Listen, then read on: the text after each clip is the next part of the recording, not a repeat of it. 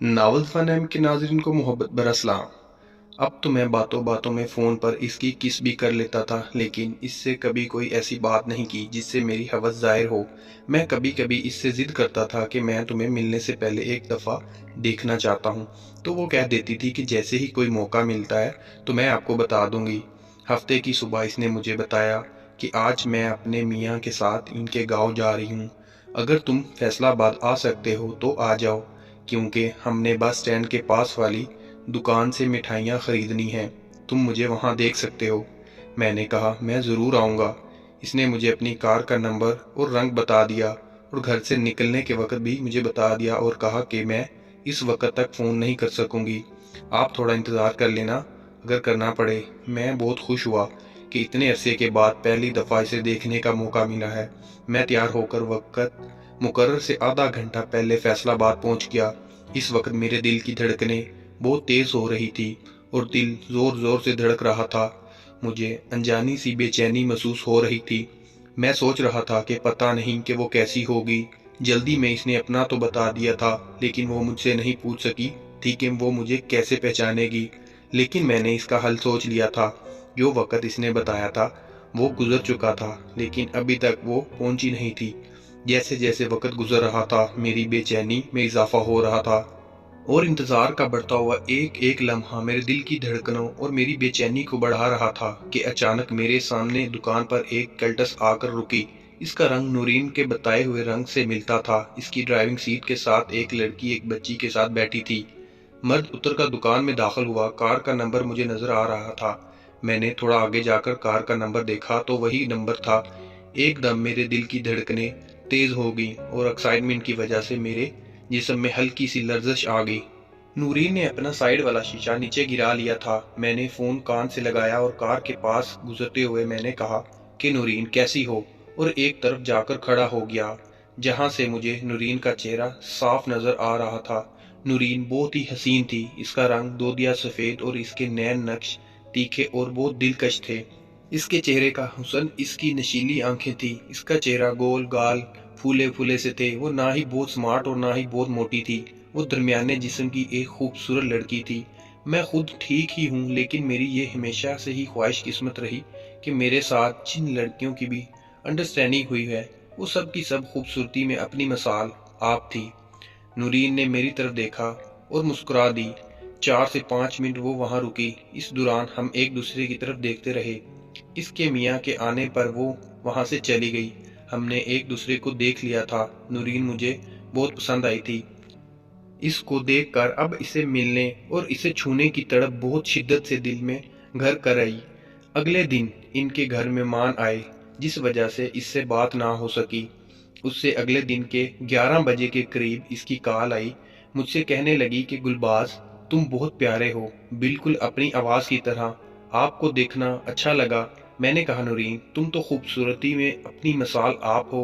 आप जैसा हुस्न मैंने जिंदगी में बहुत कम देखा है। आपका चेहरा खिलते गुलाब जैसा है और इस पर मोटी मोटी नशीली आंखें, क्यामत से कम नहीं हो तुम। आई लव यू मेरी जान। इसने भी आगे से कहा, आई लव यू टू जान जी। आपको देखकर दिल में आपसे मिलने की तड़प जाग उठी है। नूरीन ने कहा, मैंने आपसे वादा किया है, मैं आपसे जरूर मिलूंगी, लेकिन बस आप थोड़ा सा मजीद इंतजार है। मेरे मियाँ को जाना लेने दो, फिर हमारी मुलाकात होगी। मैंने कहा कि मुझे इस दिन का शिद्दत से इंतजार है। इसने कहा, गुलबाज, बस चंद दिनों की ही बात तो है। दिन गुजरते रहे, हम रूटीन की बातें करते रहे। अब किस करना और आई लव यू कहना नॉर्मल सी बात बन गई थी।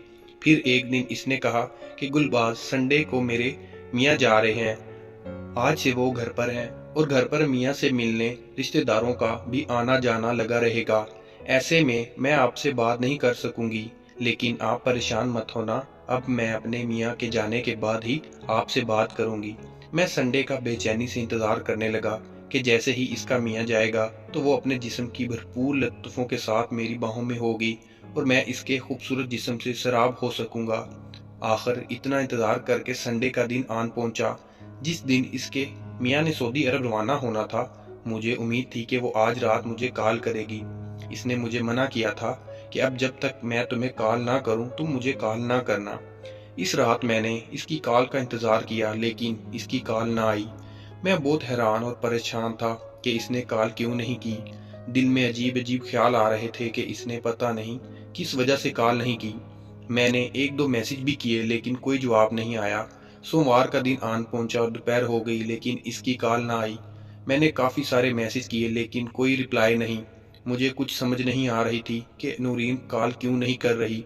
अपने मियाँ के जाने से पहले वो मुझसे मिलने के लिए बहुत ही ज़्यादा पुरजोश थी, लेकिन इसके जाने के बाद मुझसे रब्ता न करना समझ से बालातर था। मेरा ज़हन इस दिन नेगेटिव ख्यालात की जगह बना रहा था। सबसे ज़्यादा जो बात मेरे लिए तकलीफ़ का बायस बन रही थी वो इसका मुझसे यूं लाताल्लुक़ रहना था, क्योंकि मैं इसका बहुत ज़्यादा आदी हो चुका था। इसकी ये बेइत्तनाई मुझसे बर्दाश्त नहीं हो रही थी। बिल आखिर मैंने इसे कॉल करने का फ़ैसला किया और इसका नंबर डायल किया और आगे कंप्यूटराइज्ड आवाज़ आई, आपका मतलूबा नंबर इस वक्त बंद है। इसका नंबर बंद था। बंद नंबर जानकर मुझे ऐसा लगा जैसे मंजिल मुझसे करीब आकर दूर चली गई हो। मंजिल क्या थी, इसके हुसीन जिस्म का असूल, वो जिस्म जिसके ख्वाब मैं पिछले कुछ अरसे से देख रहा था। मुझे ऐसा महसूस होने लगा था जैसे इसका हुस्न सरापा अब मेरी पहुंच से दूर हो गया है। अब मैं इसको अपनी बाहों में लेने की हसरत पूरी नहीं कर पाऊंगा और मेरी कहानी शुरू होने से पहले ही ख़त्म हो गई है। लेकिन कहानी ख़त्म नहीं हुई थी। ये सब मेरे मनफी ख्यालात थे जो अमूमन ऐसे मौक़ों पर इंसानी ज़हन में पैदा होते रहते हैं। मैंने बारहा सोचा लेकिन मुझे आज तक इस बात की कोई समझ नहीं आई कि ज़हन में हमेशा बुरे ख्यालात ही क्यों आते हैं। मैं ये भी सोच सकता था कि इसके साथ कोई मसला हो गया होगा या फिर कोई मजबूरी हो सकती है जिसकी वजह से वो मुझसे राब्ता नहीं कर सकी, और जैसे ही इसका मसला हल होगा या मजबूरी ख़त्म होगी वो मुझसे दोबारा राब्ता करेगी। लेकिन मैं वहमों का शिकार हो गया था और ये सोच लिया था कि बस बात ख़त्म हो गई है। सोमवार का दिन गुजर गया और रात भी, लेकिन इसका नंबर बंद और कोई राब्ता नहीं। एक दिन, दो रातें गुजर चुकी थी। मैं तकरीबन म्यूस हो चुका था। टीवी के प्रोग्राम भी अब बोर लग रहे थे। कहीं भी दिल नहीं लग रहा था। घर में बैठा बैठा बोर हो रहा था तो किसी दोस्त के यहाँ जाने का सोचा और घर से निकल आया। रास्ते में बच्चे खेल रहे थे, वहाँ खड़ा हो गया और बच्चों को खेलते हुए देखने लगा। उसी असना में मेरे फ़ोन की घंटी बजी। मैंने बिना नंबर देखे कॉल ओके की और कहा हेलो। दूसरी तरफ से नूरीन ने कहा, कैसे हो गुलबाज।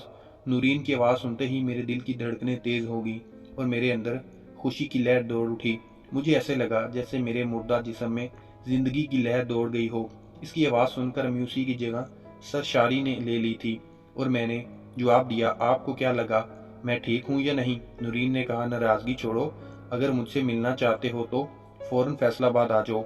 मैंने कहा, आपने इतना लेट रब्ता क्यों किया। तो इसने कहा, फैसलाबाद आ जाओ फिर बताती हूँ। मैं वापस घर गया और जल्दी जल्दी कपड़े तब्दील किए और फैसलाबाद के लिए रवाना हो गया। फैसलाबाद झंग से 48 किलोमीटर दूर है। मैं नूरीन की कॉल के बाद तकरीबन 1 घंटे के बाद फैसलाबाद बस स्टैंड पर उतरा और नूरीन को कॉल की और कहा कि मैं उस वक़्त बस स्टैंड पर खड़ा हूँ। तो उसने मुझे शहर के एक चौक का एड्रेस बताया और कहा कि वहाँ पहुँचो। मैंने रिक्शा लिया और वो वहाँ पहुँच गया और नूरीन को कॉल की तो इसने कहा कि हम बस चंद मिनट में पहुँच रही हैं। तो मेरे अरमानों पर ओस पड़ गई क्योंकि इसके साथ कोई और भी थी।